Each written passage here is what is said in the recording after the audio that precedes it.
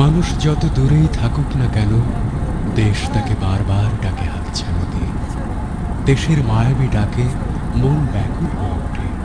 সব বাধা বিপত্তি পিছু টান ছেড়ে মন যেন ছুটে যেতে চায় প্রিয় দেশ, প্রিয় জন্মভূমির ছায়া ঢাকা ছোট্ট গ্রামটিতে। মন যেন গেয়ে ওঠে